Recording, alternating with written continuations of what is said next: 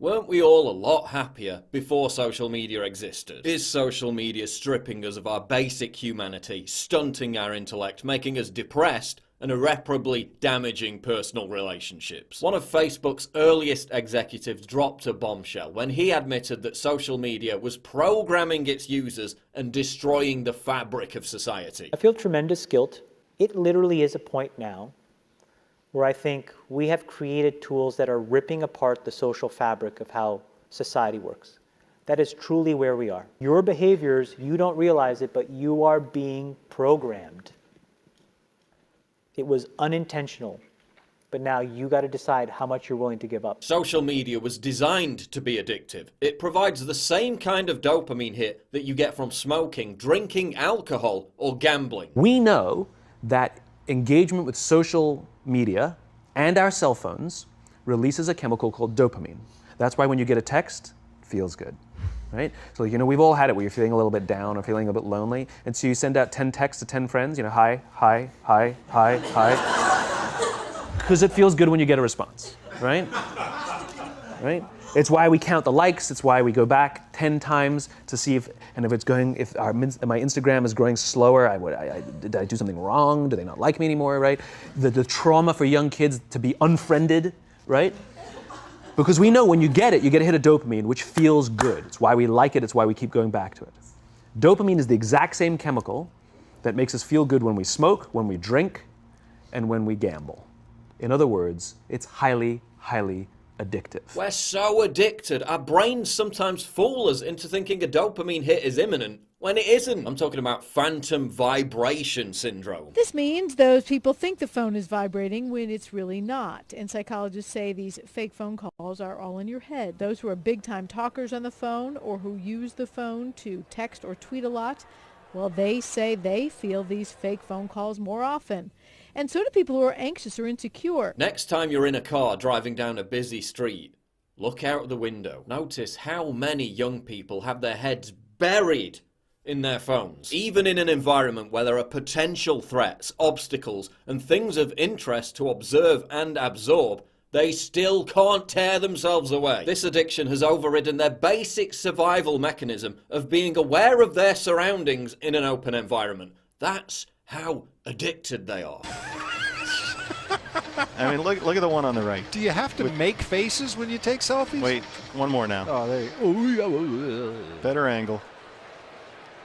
Oh, check it. Did that come out okay? That's the best one of the 300 pictures I've taken of myself today. Every girl in the picture is locked into her phone. Oh, Lord. Every single one is dialed in. Welcome to parenting in 2015. They're all just completely transfixed by the technology. Why are millennials particularly vulnerable to social media addiction? Because their parents and daycare instilled in them an endless, desperate compulsion for validation. This is the me generation. This is the generation with the lowest self-esteem ever. Hence the constant need for reassurance that they exist. What fulfills that need? Social media. This is a generation whose natural coping mechanisms are so eroded, they've adopted rampant narcissism as a form of stress relief. Where is that narcissism most rewarded? You guessed it, social media. Likes, shares and retweets are to a millennial what a pacifier is to a baby. It's literally infantilizing our brains. It's regressing us back to infanthood. And what's another trait of infanthood?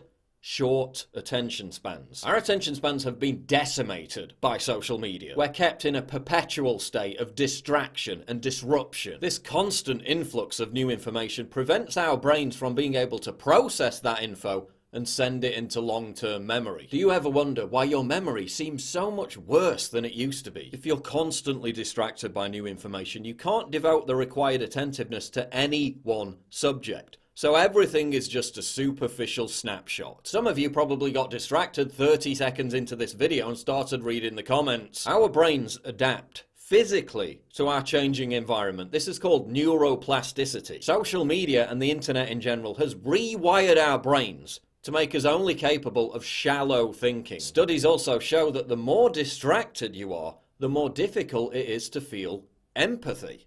Another casualty of social media. Social media also causes depression because people are seeing the carefully curated highlight reels of other people's amazingly interesting lives, then feeling inadequate and lonely when they compare it to their own. An added irony is that while millennials use social media to alleviate their stress, it's actually causing them more stress. The University of Queensland study found that quitting Facebook for just 5 days led to a noticeable drop in cortisol levels. Social media can also be blamed for the obsession with identity politics that's tearing apart the fabric of civil discourse. Real-world experience forms rounded characters. Social media draws us away from the real world. This vacuum of real-world experience causes confusion and identity crisis. Hence, 75 different genders. There's even a link between the rise in smartphone and social media use and the emergence of college campus snowflakes.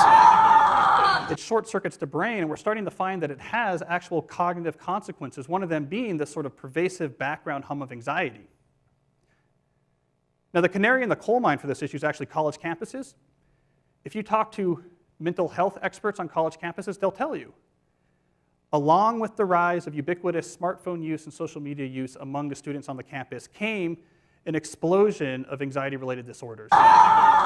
Students who are bathed in this constant background hum of anxiety are so emotionally brittle, they're triggered by anything. The positives of social media, well, everyone has a voice. And while in principle this allows for the democratization of information, in practice it equates to billions of retards sharing pictures of their food and hurling vile insults at strangers for having the wrong opinion. It equates to maniacal witch hunt mobs destroying people's reputations and careers because they said something deemed offensive. And yes, I'm painfully aware of the irony of someone who has forged an identity partly thanks to social media lecturing you about how terrible social media is, but this is as much an instructional video for me as it is for you. We're all addicts. We need to modify our behavior before it modifies us permanently. We have to escape this electronic ghetto. Here's a few things we can all do now. Turn off all non-essential notifications on your phone. Try and make a routine of only checking your messages and emails a maximum of 5 times a day. Less if possible. Use the internet like your parents use the internet.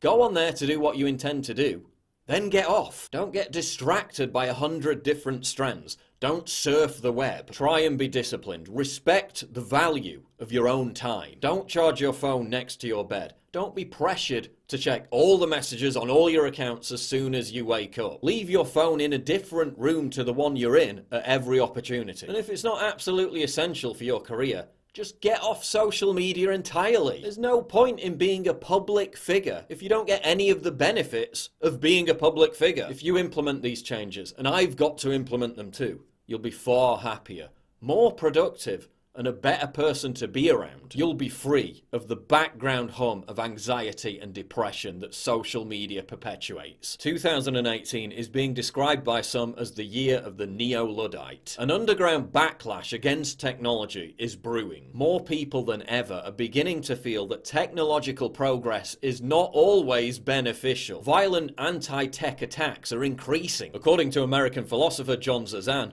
something is going on. Zazan was a controversial supporter of the ideology of Ted Kaczynski, the Unabomber, although he condemned his actions. Kaczynski thought technological change had destabilized society, made life unfulfilling, and caused massive psychological suffering. While Kaczynski's response was deplorable, you'd be hard-pressed to deny that some of his fears have been realized. Professor Zerzan thinks the emergence of another Unabomber is inevitable. Others even fear the rise of Luddite terror groups to rival Islamic jihadists. But before we allow fringe extremists to fill the void, we need to reassert control over our impulses, our emotions, and the very structure of our brains. Social media is turning us into addicts, and it's time to change our habits before we all become hopeless junkies.